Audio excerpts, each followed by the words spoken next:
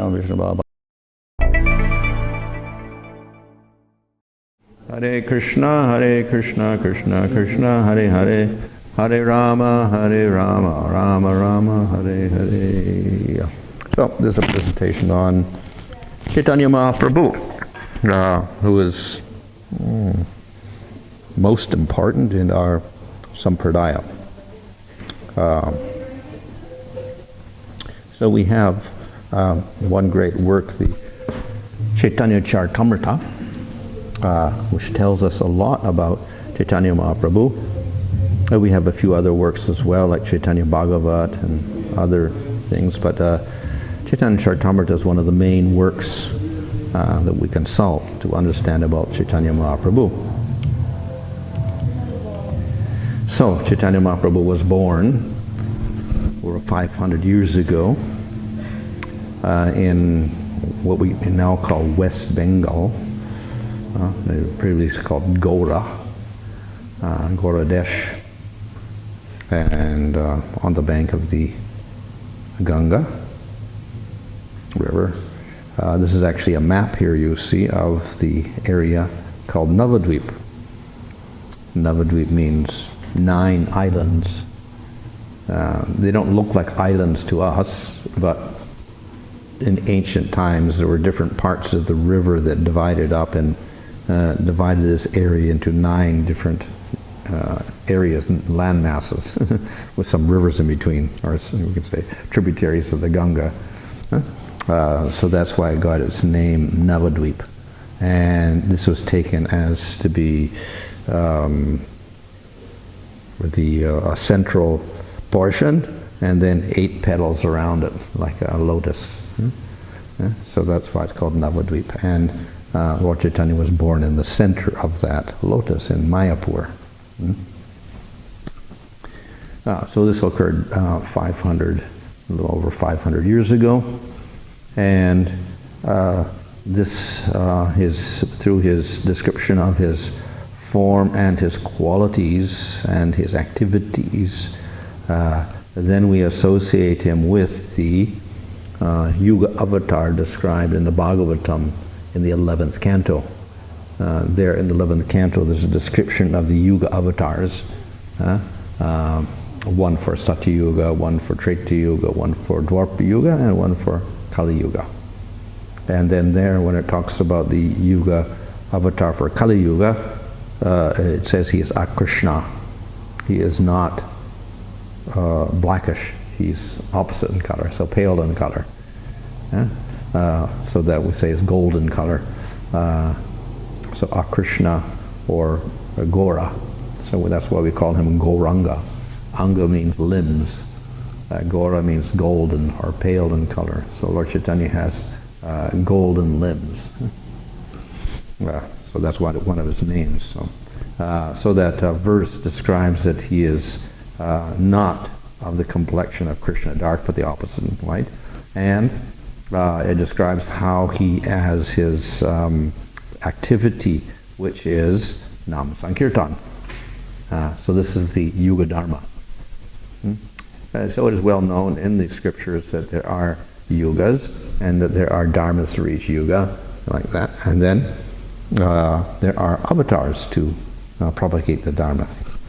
So we have an avatar who propagates Nam Sankirtan. So this is Chaitanya Mahaprabhu.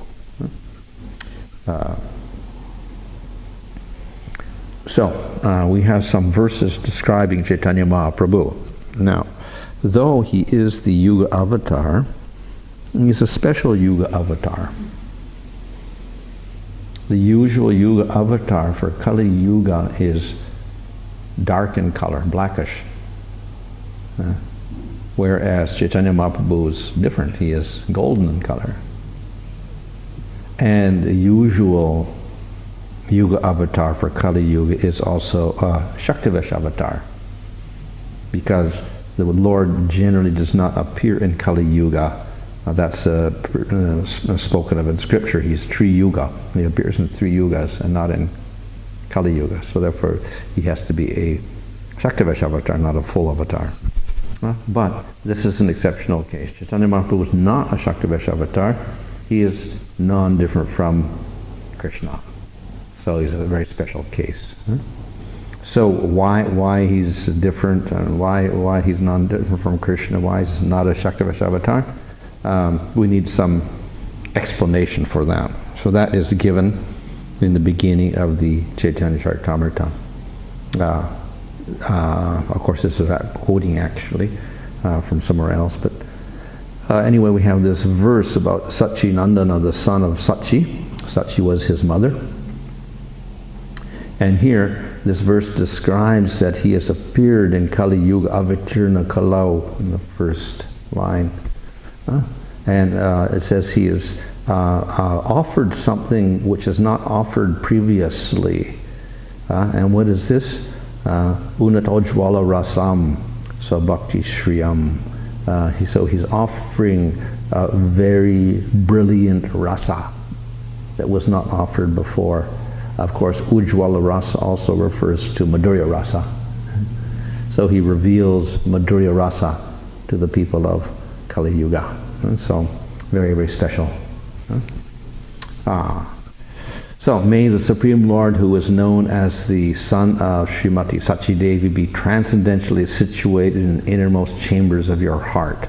This is actually a blessing or a benediction.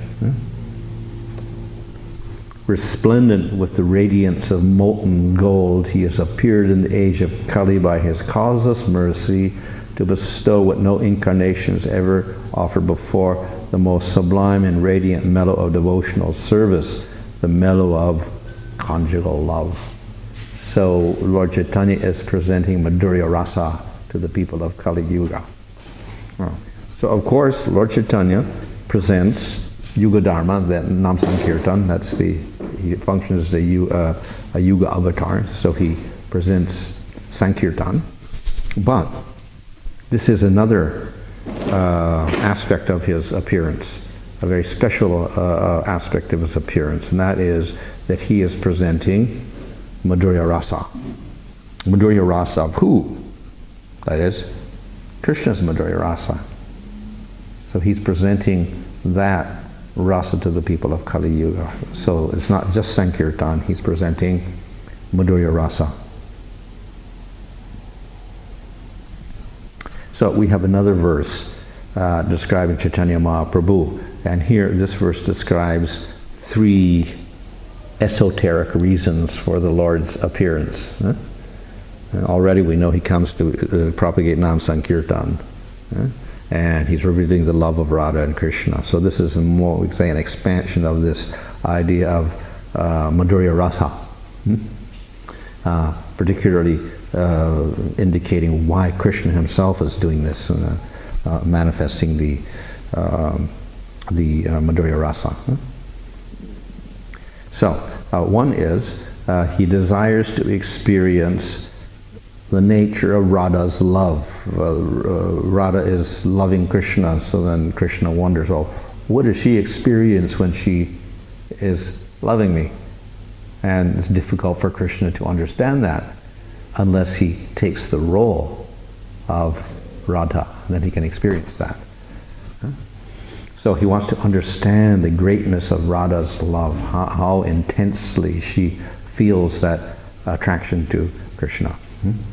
So, in other words, he wants to understand the greatness of her love. So this is, of course, his devotion to her, an expression of his devotion to her. He wants to understand the wonderful qualities in Krishna that she relishes. In other words, if Radha sees Krishna and she appreciates different aspects of Krishna, like the flute, or the peacock feather, or the color of his cloth, or the blackest shoe of his body, or his garland, or the sound of his ankle bells. What does she actually, what qualities does she appreciate in Krishna? So that's another reason why he incarnates as Chaitanya Mahaprabhu, to understand the qualities that she appreciates. What is the happiness, what is the bliss that Radha feels? how to understand that bliss. We know that Radharani is the personification of the Hladini Shakti, or the bliss Shakti. Yeah? So what is that bliss? Of course, the Hladini Shakti belongs to Krishna, but it externalizes as Radha, and then she is getting the bliss. So what does she feel? Yeah. So these are the three reasons why Mahaprabhu appears, to understand the greatness of Radha's love, to try to appreciate the qualities in Krishna that she experiences, and to experience the happiness that Radha experiences, her joy. And so therefore, Krishna himself takes the form of Chaitanya Mahaprabhu. He appears in the womb of Sachi Devi like the moon appears from the ocean. So these are very esoteric reasons why Krishna himself comes as Chaitanya Mahaprabhu. So therefore he's not a Shaktavesh avatar, and he's not even any other form of the Lord who was avatar or whatever. He's actually Krishna himself, but in a different form. Because he wants to experience like Radha. Krishna appears at the end of Dwapara Yuga, in the 28th Yuga cycle of Vaivasata Manvantara, which is once in the day of Brahma. So after that, Chaitanya Mahaprabhu appears, and he of course spreads Nam Sankirtan as a Yuga avatar, plus he wants to appreciate the qualities, how Radha is experiencing love, the greatness of her love, the experience of bliss, and what qualities she appreciates in Krishna. So therefore, he manifests in this particular form. So, in other words, Lord Chaitanya appears not as Krishna. Krishna appears not as Krishna, but as a devotee of Krishna. Okay, so here's another verse. The loving affairs of Sri Radha and Krishna are manifestations of the Lord's internal pleasure-giving potency, Hladini Shakti. Although Radha and Krishna are one in their identity, they separate themselves eternally. So we have Krishna and we have Hladini Shakti, and then we get Radha and Krishna eternally as two separate entities, even though the Shakti is part of Krishna, but manifests as Radha. So we got Radha and Krishna, two different entities. But in the form of Chaitanya Mahaprabhu, they've merged together. We have Chaitanya Mahaprabhu's, who is Krishna himself, but with the mood of Radha. So in this way we get Radha and Krishna combined within Chaitanya Mahaprabhu. So he's a very unique form. He is Krishna, but he is simultaneously got the mood of Radha. So this makes him different. So he manifests himself with the sentiment and complexion of Srimati Radharani, although he is Krishna himself. So Krishna is blue in color, Radha is golden in color. Lord Chaitanya is Krishna, but he takes the complexion of Radha, so he becomes golden, like Radharani. So he is externally like Radha, with the mood of Radha. Internally, of course, he is actually Krishna. Also, Chaitanya Mahaprabhu is called the covered avatar. This is mentioned in this verse from the 7th canto of Bhagavatam, where it talks about, in the last line we see here, Channa kalau yad abhavas tri yoga atta sattvam. So this is talking about the various incarnations. In this way, by appearing in various incarnations as human being, an animal, a great saint, a devata, a fish or tortoise, you maintain the worlds, kill those who cause disturbance, and protect Dharma and all the yugas. O great Lord, since you will appear covered in Kali Yuga, you are called Tri Yuga. So the Lord appears in Satya Yuga, Treta Yuga, Dwapara Yuga, and he's supposed to appear in Kali Yuga, but it's covered, Channa. So therefore he's called Tri Yuga. He appears in the 3 yugas. 4th Yuga, it's covered up. And usually this covered avatar, or the form, is a Shaktavesh avatar. When Lord Chaitanya comes, he's not a Shaktavesh avatar, it's Krishna himself with the mood of Radha. But again, he will cover himself and not display his full powers. So that is why Chaitanya Mahaprabhu acts very much like a human being, and he hides his powers from people.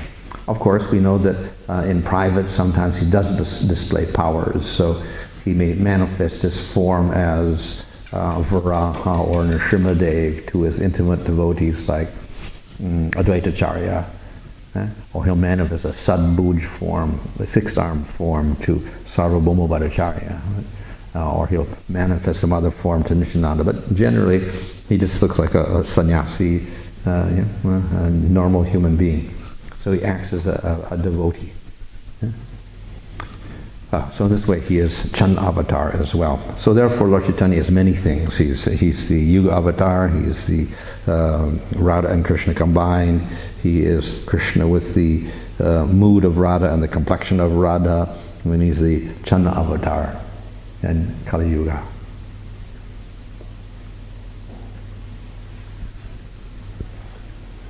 When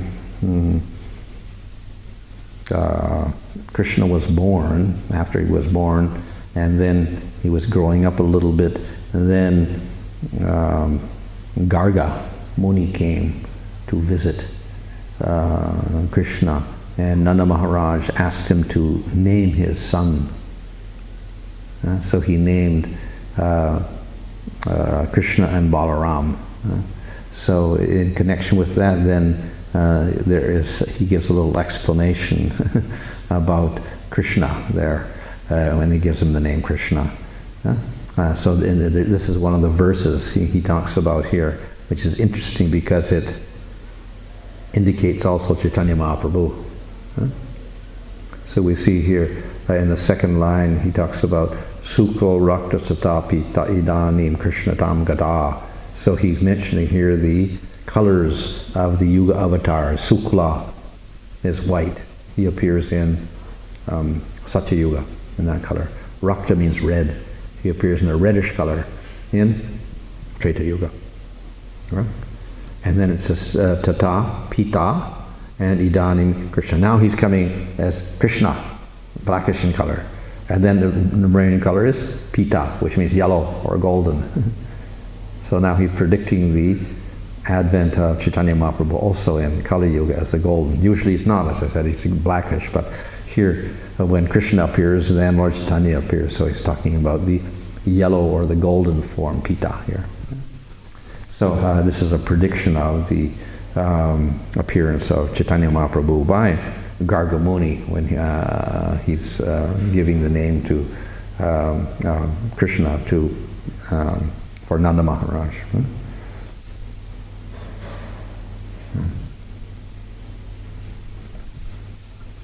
So we can understand it from these verses, therefore, that Lord Chaitanya and Krishna are very, very similar because Lord Chaitanya is internally Krishna. The difference is he's got the mood of Radha, so he acts like a devotee. Radha is a devotee of Krishna, so he acts like a devotee of the Lord. So therefore we see many instances of Lord Chaitanya crying out of love for Krishna, doing kirtan out of love for Krishna, going to the temple of Jagannath and worshipping Jagannath, so he's acting like a devotee. So Krishna is, among all the forms of the Lord, he has a special place. He is called Swayam Bhagavan in the Srimad Bhagavatam. Lord Chaitanya is non-different from him. So he's also got a very special place. He's not just an avatar like the other avatars. He's very special because he's non-different from Krishna.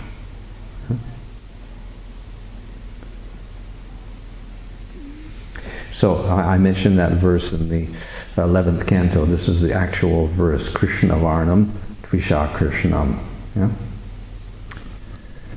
So this means that those who understand the confidential meaning of scriptures worship the Lord who is black internally and golden externally,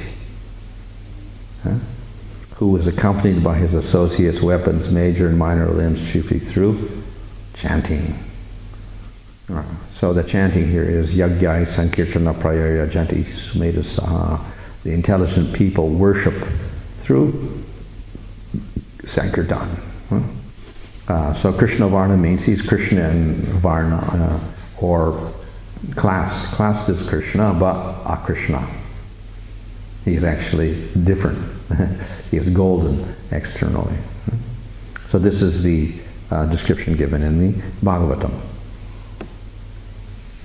So to summarize, Krishna appears in the mood of Radha for these three different reasons: to appreciate her greatness, to try to experience that same type of bliss that she experiences, and to understand the wonderful qualities of Krishna that she sees. He's golden in complexion because he takes up the mood of Radha. He comes as a Yuga avatar to spread Sankirtan.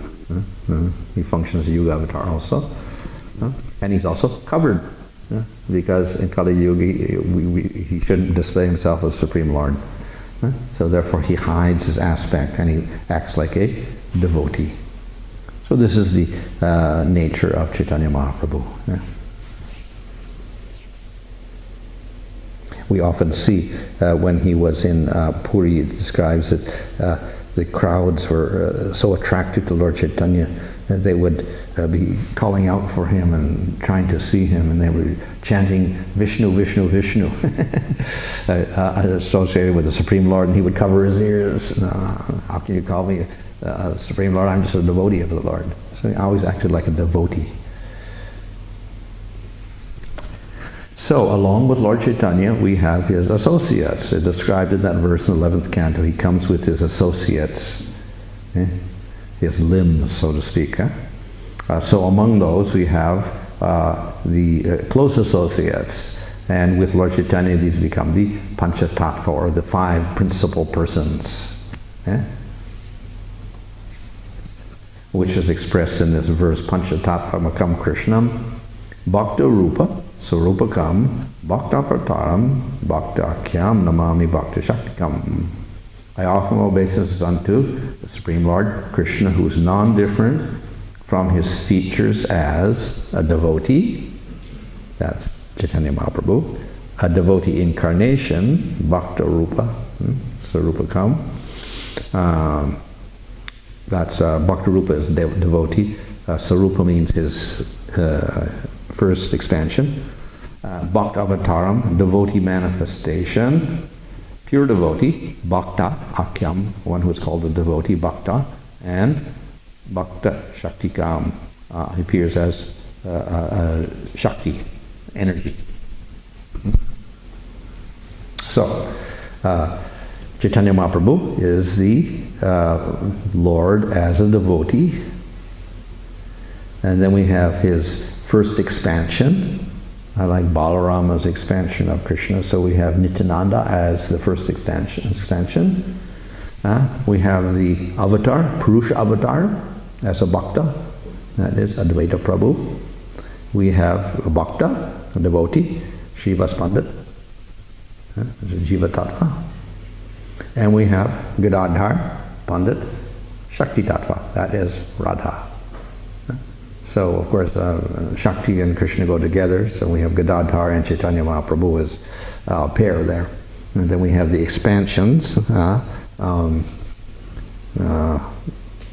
spiritual expansions headed by Nityananda Prabhu, or Balaram in the spiritual world, and all the expansions in Vaikuntha. Then we get the Purusha Avatar expansion, who is in the material world, like Mahavishnu and Garbhadaksha Vishnu, and then Kshirodaksha Vishnu. So, but the Vedacharya is like Mahavishnu.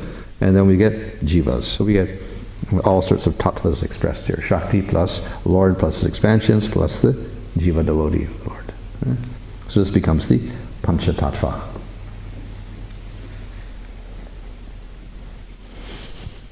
So this is the general hierarchy. We got the Supreme Lord himself, Swayam Bhagavan at top, like Krishna or Lord Chaitanya. We get his expansions, like Balarama and Nityananda. We get the further expansions, like the Purusha avatars, Mahavishnu, etc., and Advaitacharya. And then we get Shaktivesh avatars, etc., Jiva. This is Srivas Pandit, who's like Narada Muni, who's a Shaktivesh avatar.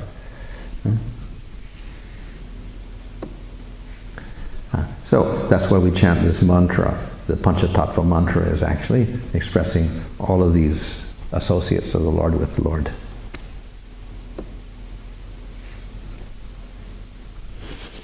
So, Krishna and Balaram appear in Vrindavan, and they have a relationship as friends in Sakyarasa. Chaitanya Mahaprabhu and Nityananda Prabhu appear and have pastimes in Navadvip and Puri, mainly. And they also have a relationship of Sakyarasa. So they act as friends and they joke together. We often see in Chaitanya Charitamrita there, Lord Chaitanya and Nityananda joking together. Just as in Vrindavan we find Krishna and Balaram joking together and playing and fighting and wrestling, etc. So, though Lord Chaitanya and his companions are, we say, hidden, they express a similar type of relationships as in Vrindavan.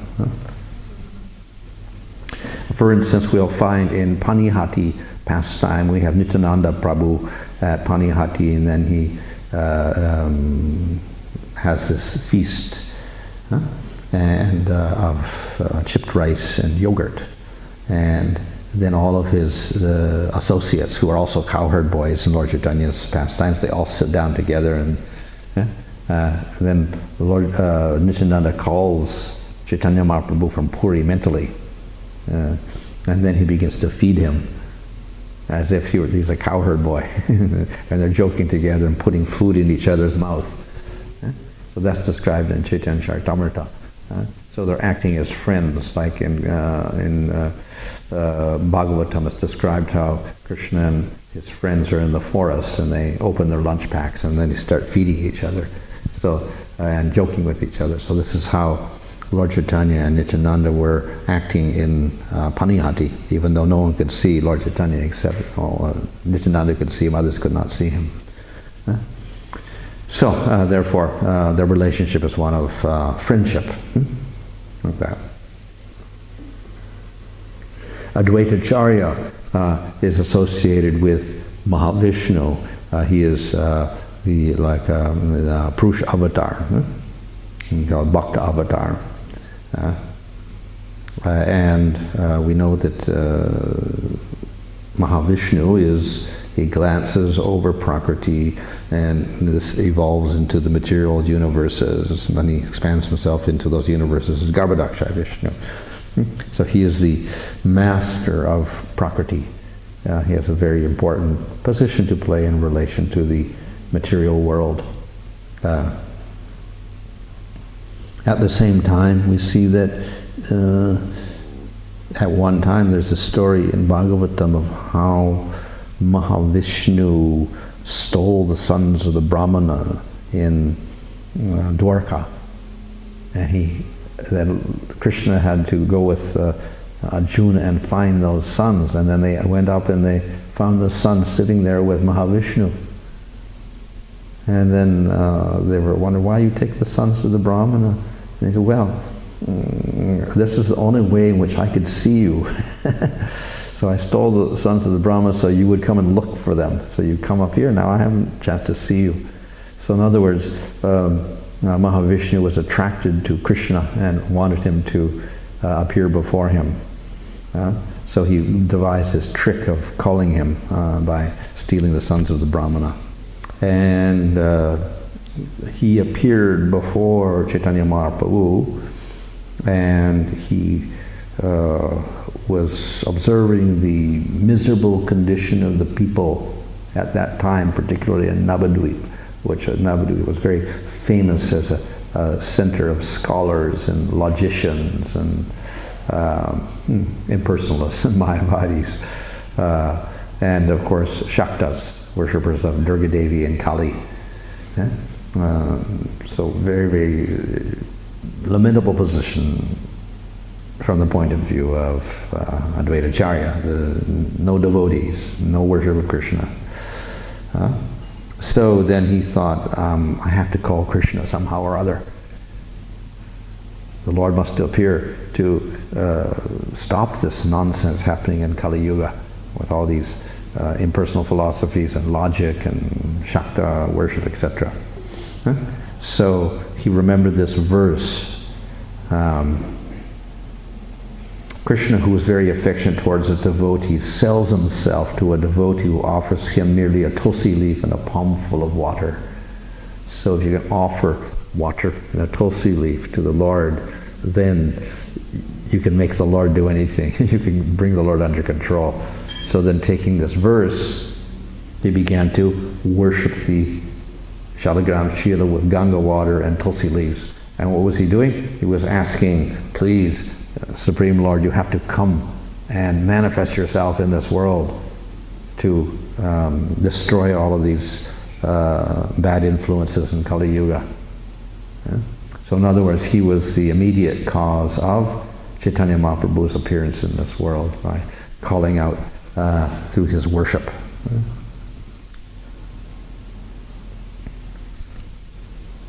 So Gadadhar Pandit is the Shakti of the Lord. That means Radha.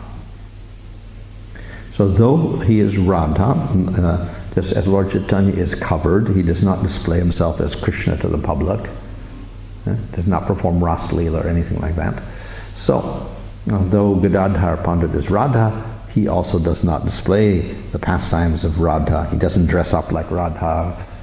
He doesn't have a relationship with Chaitanya Mahaprabhu like Radha and Krishna. It's all covered.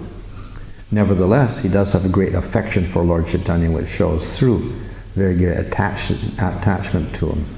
So we see that Gadadhar Pandit followed Chaitanya Mahaprabhu to Puri after Lord Chaitanya took sannyas, and then he remained there in Puri with him for the rest of his life.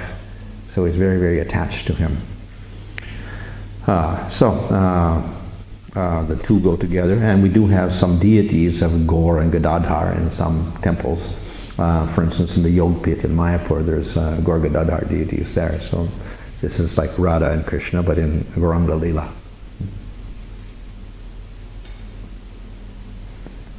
And we have Srivas Pandit, who is the Jiva here, but a special Jiva. So Narada Muni is a Shaktavesh avatar, and his Shakti is Bhakti.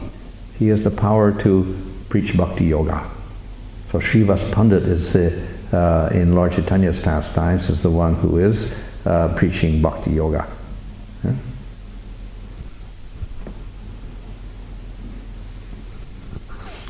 We have some particular pastimes of Srivas Pandit, how he was preaching. So we know that Srivas Pandit lived very close to Lord Chaitanya, and if you go to Mayapur now, you'll see the Yog Pit is the birthplace of Lord Chaitanya where he lived, and very close by we find Srivas Angana. That is the place where Srivas was living. So they lived very close together. So after Lord Chaitanya revealed his great devotion after he came back from Gaya, he got his Vaishnava initiation, then he began doing kirtan and showing great symptoms of love for Krishna. They would have kirtans at Srivas Pandit's house, particularly. So in other words, Lord Chaitanya chose this place, Srivas's place, as the place to manifest this kirtan in the material world. So every night they would have kirtans in private. They would lock the doors, and in that courtyard they would have wonderful kirtans, blissful kirtans all night until the morning hours. So this is in Srivas Pandit's place, the kirtans began to manifest. And we find at the Srivas Pandit's place there, you'll find these deities there. That, so this is to show that they're doing kirtan. You know? Also, later on, Lord Chaitanya, though he is acting as a devotee, he also manifested, he indicated to his devotees there that he was Supreme Lord. So one day he sat on the throne of Vishnu and then all the devotees began to worship him. And that's what we express in our arti song. Dakine Nitai Chan, Nityananda was on the right hand side, Gadadhar was on the left hand side, nearby was Dvaitacharya, Srivas was holding the umbrella, which is a sign of Vishnu or Krishna. And Bosyache Gaurajan Ratnasena Sanhe, Chaitanya Mahaprabhu was sitting on the jeweled asana of Vishnu. And Brahma and all the devatas were doing kirtan arti. So that's the arti song we sing. So that actually happened in Srivas Angan, and there's those. This is displayed there. We have Lord Chaitanya sitting down there, and we have Nityananda and Advaita and Gadadhar and Srivas there standing beside him.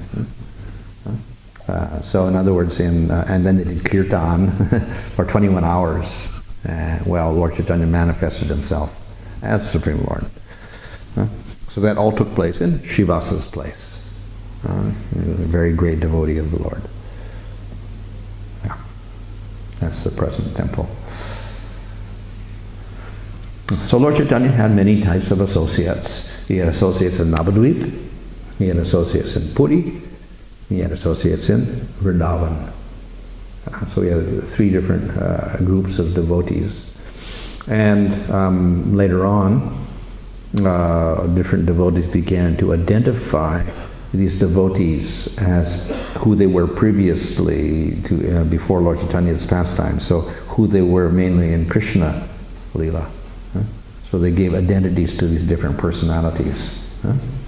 For parents, for instance, we get in Krishna we have the grandparents, Parjanya and Variyasi. Then we get Nanda and Yasoda, and then we get Krishna as a child. So in Lord Chaitanya's pastimes, we get Upendra Misra and Kamalavati, and then Upendra Misra's son was Jagannath Misra, his wife was Sachimatra, so that's like Nanda and Yasoda, and then we get Chaitanya Mahaprabhu. He was actually the 10th child born after Vishwarup, so they had many children, and then he was the 10th, and Vishwarup was previous to him. So like Jagannath Misra and Sachi, we have Nanda and Yasoda. So in Krishna Leela we have Rohini and Vasudeva, and their child is Balaram. So we have Harai Pandit and Padmavati as the parents, and we have Nityananda as child, who's non-different from Balaram. In Vrindavan pastimes, Rishabhanu and Kirtida gave birth to Radha. And in Lord Chaitanya's pastimes, we have Pundarik Vidyanidhi and his wife Ratnavati. But they were not actually the actual, say, the parents of Gadadhar, but he was the guru and his wife of Gadadhar Pandit. But they are actually considered to be Rishabhanu and Kirtida. So Sandipani Muni gave teachings to Krishna in Avantipura and acted as his mantra guru. That is, he gave him diksha. So in Lord Chaitanya's pastimes, Sandipani Muni becomes Keshavarati and gives the sannyas mantra to Lord Chaitanya. In Krishna's pastimes, Gargamuni gave the name to Krishna. And in Lord Chaitanya's pastime, so we have Nilambar Chakravarti giving the name to Chaitanya Mahaprabhu. So in Belpakur, which is quite close to Mayapur, we have the place of Nilambar Chakravarti. The temple is still there. If you go on Gauranga Prikrama, then you'll see that temple.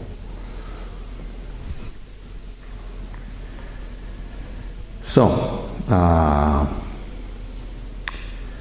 Vishnu has wives like Lakshmi and Bhudevi, and Chaitanya Mahaprabhu has wives Lakshmi Priya and Vishnu Priya.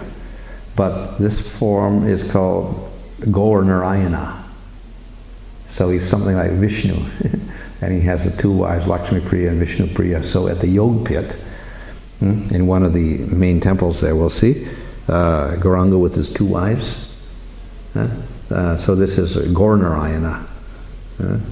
Gauranga with the two wives is like Vishnu with Lakshmi and Bhudevi.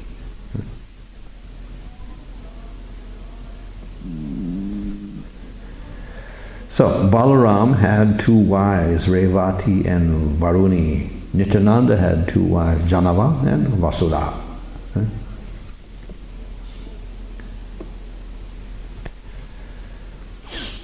We have Narada Muni and his great friend Parvata Muni. So we have Srivas Pandit, he is Narada Muni, and we have Sri Ram Pandit, who was his brother. He is Parvata Muni. We have someone who's not in Krishna Leela, that is from Ram Leela. We have Murari Gupta as Hanuman. So Murari Gupta, even though he was a great devotee of Lord Chaitanya, he worshipped Ramchandra, not Krishna. So he's identified as Hanuman.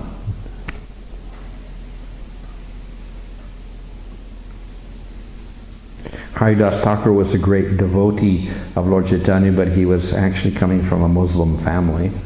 And so in other words, he had a low birth, so to speak. So he's identified sometimes as Prahlad, who had a demoniac father, came in a demoniac family, or as Mahatap Brahma, who was a Brahmana who got cursed. In Lord Chaitanya's pastimes, we have many associates who were like cowherd boys. They were great associates of Nityananda Prabhu, and they are called the Dwadasa Gopals, and they're identified with cowherd boys and Sakyarasa in Vrindavan. So we have Sridham, cowherd boy, as Aghuram Thakur, and Vasudhama as Dhananjaya Pandit, Subal as Gauridas Pandit, etc. So we get the 12 cowherd, principal cowherd boys in Vrindavan, and they become associates of Nityananda and Lord Chaitanya in their pastimes. Like that. Okay, Vedavyas appeared around the time of Krishna. So his reappearance is Vrindavan Das Thakur, who wrote the Chaitanya Bhagavat. This is Vedavyas wrote the Bhagavat Purana, or the Srimad Bhagavatam. So Vrindavan Das Thakur writes the Chaitanya Bhagavat. Brihaspati is the priest of the Devatas and considered to be very wise. So he is identified as Sarvabhauma Bhattacharya, who was one of Lord Chaitanya's associates in Puri. He was previously a very great, famous logician, scholar, and Mayavadi. But on talking to Chaitanya Mahaprabhu, then he became a great devotee. But he had very, very great knowledge.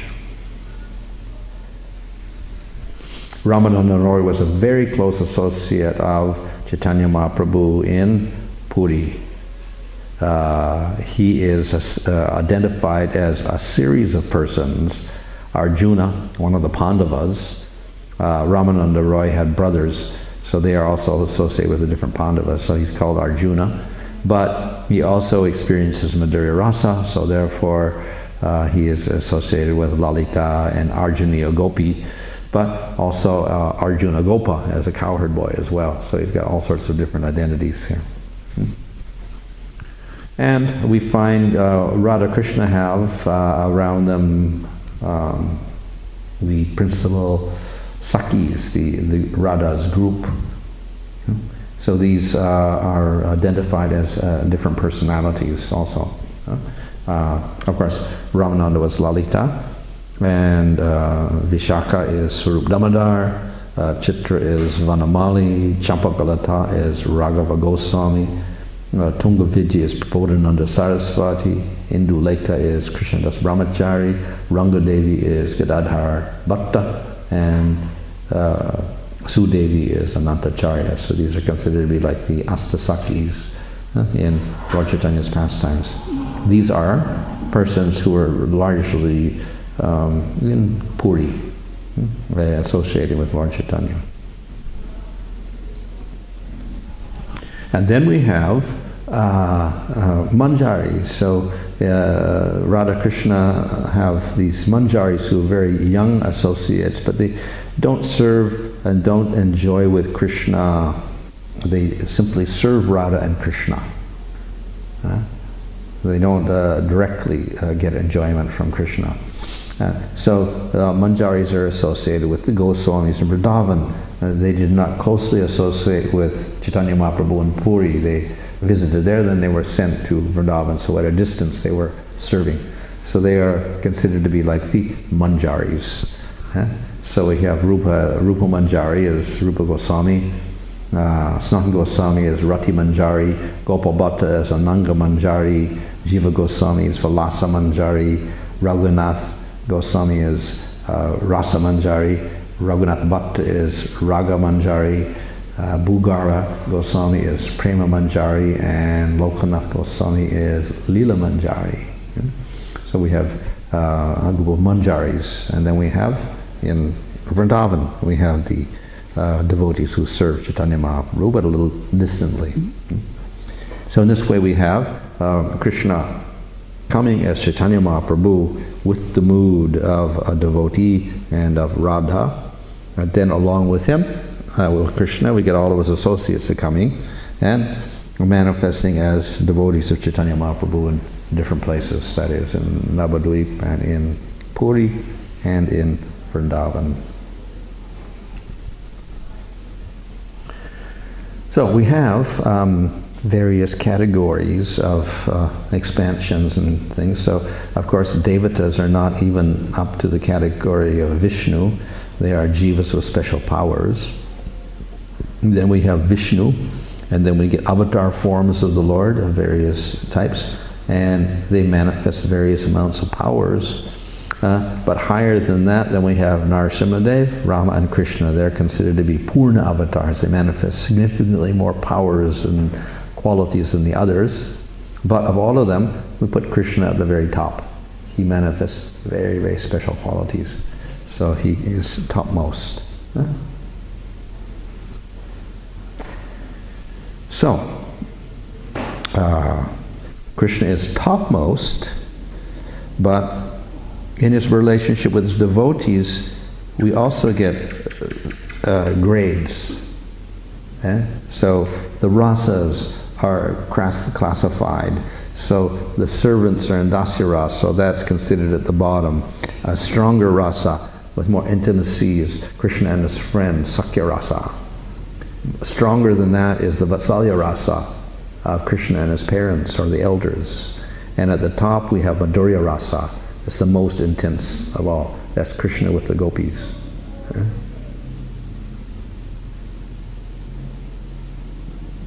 So among the gopis, again, in Ujjwal Nilamani it's explained there are various groups of gopis. There's various types of gopis. So a great variety is there. And generally they form into groups and they have leaders. So we have so many different groups. But then of all those groups, then we get two at the top. We get Chandravali's group. And we have at the very, very top, we have Radha's group. So Radha and her group with the Astasakis and others. So in this way, those are considered, the Radha and her group are considered to be the topmost in Madhurya Rasa, the most intense type of Madhurya Rasa. So in this way, we get various amounts of intensity of rasa and bliss through the different groups. And at the top we have Radha and Krishna. So, therefore, that Radha and Krishna represents the topmost bliss in the spiritual world. Very unique. And also, because it's the topmost, most difficult to get. And also, most difficult to understand. That's the great secret. So, Chaitanya Mahaprabhu appears in the material world, and as we see, he is Krishna, but he also has the mood of Radha. So that highest bliss of Radha and Krishna in the spiritual world descends as Chaitanya Mahaprabhu in the material world, and it manifests through Sankirtan movement, which is also the Yuga Dharma, but here it becomes very special because it is expressing Radha and Krishna through Chaitanya Mahaprabhu. So therefore, Sankirtan movement is 1,000 times in the day of Brahma we get Sankirtan movement in Kali Yuga. But this is very special because it is Radha Krishna represented in the Sankirtan movement. Highest bliss of all. So it's a very special Sankirtan movement. And therefore, Lord Chaitanya doesn't say Krishna, Krishna, Krishna, Krishna. He gave us the Hare Krishna mantra. So in the Hare Krishna mantra we have Krishna's name, definitely, but we also have Radha's name. So Hara is a feminine form to indicate Radha. And when we call out to Radha in Sanskrit we say Radhe. So Hara becomes Hare. So we call out to Radha in the vocative form. That's Hare. So we're calling out to Radha, we're calling out to Krishna. So therefore our Sankirtan is not just Krishna's name, it's Radha's name also. And that's very suitable because Lord Chaitanya wants to present Radha and Krishna to the people of Kali Yuga. And of course very convenient because Lord Chaitanya is Krishna, but he also has the mood of Radha. So that special Shakti of Chaitanya Mahaprabhu was also present in Hare Krishna. So very, very powerful. So we get the topmost bliss of the spiritual world coming into the material world through Chaitanya Mahaprabhu, and particularly in the Hare Krishna mantra. So very, very special. So name, of course, is just calling out, nama. It's calling out to the Lord. So we call out to Radha, O Radha. And we call out to Krishna, O Krishna. So this is a very special form. We call it a mantra, but the normal mantras are quite different. The normal mantras are secret. That's what we get at Diksha, second initiation.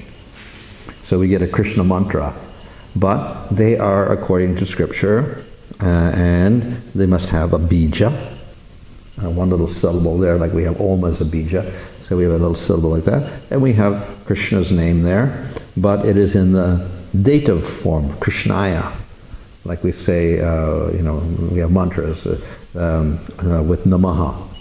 So Krishnaya Namaha, or Vasudevaya Namaha. So the mantra will have a Namaha or a Swaha, and it will have Krishnaya or Gaurangaya or Chaitanyaya or whatever with it. So it has a grammatical structure to it. I offer my respects to the Lord. So these are the secret mantras, and of course they have power because they have the name of the Lord in it. This is simpler. This Krishna, calling out to Krishna. No verb, nothing. Just, oh Krishna, oh Radha. And doesn't require initiation at all. And we can chant it loudly. We can sing it. So this is what Lord Chaitanya has given the world. Nam Sankirtan. That's the name of the Lord. That's the main process. And it doesn't require Diksha.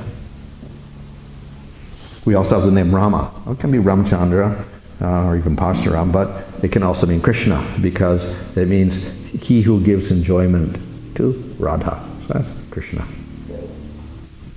So therefore, all these words in our mantra are expressing Radha and Krishna. And what are we praying for? If you call out to Krishna, then Krishna says, what do you want? So what are we calling for? So if we call out for, I want a car, or I want a house, then that's material. We can't do that. We should be ani abhalashita shunya, devoid of all other desires. So what can we ask for from Krishna? All we can ask is, serve him. Please engage me in your service. So that's what we're asking for when we call out to Radha and Krishna. And as Prabhupada explains, Radha is more merciful than Krishna, so we go through Radha to get to Krishna and get his mercy. We get the mercy of Radha, then we get the mercy of Krishna. Okay, so very, very, very special. Lord Chaitanya's presented this mantra. Very special mantra, and also it has the Shakti of Chaitanya Mahaprabhu in it. He is the one that presented it, so very, very powerful to deliver us in Kali Yuga. Okay, any question there?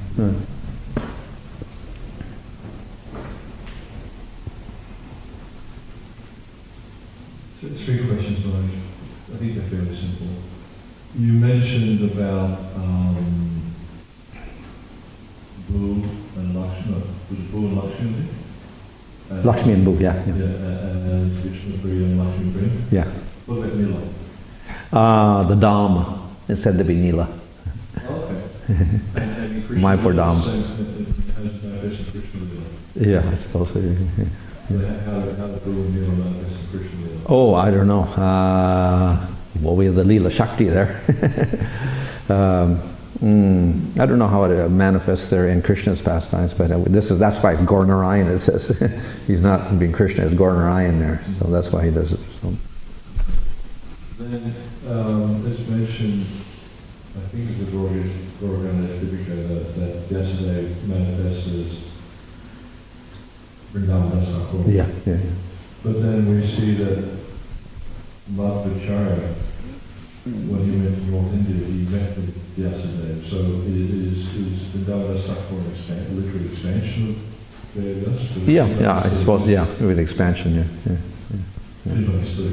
Because obviously Vyasadeva is eternal because he's an avatar of the Lord. Also, he's eternal. Well, even of course, Krishna is eternal, and Nard is eternal also. But they come in these different forms, so expansions, we could say. Right. And the last question I have, we touched on a little bit this morning when we talked about the form of Bhagavan, the complete forms of Krishna. You know, Krishna, then Ram, and Krishna. Yeah. And I think it was yesterday Harsh was talking about how, like, one name of Ram was equivalent to 3 names of Krishna. 3 names of Ram are equivalent to 1 name of Krishna. Yeah. And 1,000 names of Vishnu. He's one of Rama. One of Rama. So what's the Chinese do with that? What's that? Is there any Why 3? No, is there any calculation of how many names of machine neighbors equal to 1 name? Oh, I don't know. I've never seen that. So it seems like it's somewhere in that spectrum. No, but this is only to show that Krishna is very special, and therefore his name is very special. So because he's Swayam Bhagavan, therefore there's more in Swayam Bhagavan, the name of Krishna, Swayam Bhagavan, than in the name of Rama, who is second in line. And then of course Vishnu is down there, and then above that we have somewhere in there is Narsimhadev.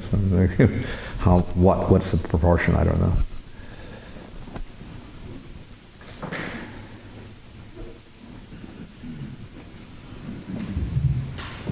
Well, you'll notice some photos Krishna has just a simple bead tilak and sometimes the tulsi leaf as well. Yeah.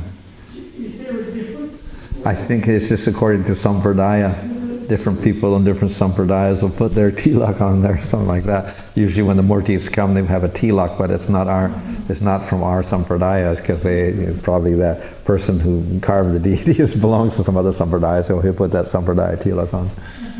Radharani doesn't have tilak at all. Yeah, Bindu only. Yeah. Lord Balaram wanted to serve Radha Krishna in the Madhurya path, so that's why he took the form as Radharam's younger sister. Well, I've heard that. I haven't seen that written down in our Goswami works, but it's probably in some other work of somebody else, possibly. Yeah.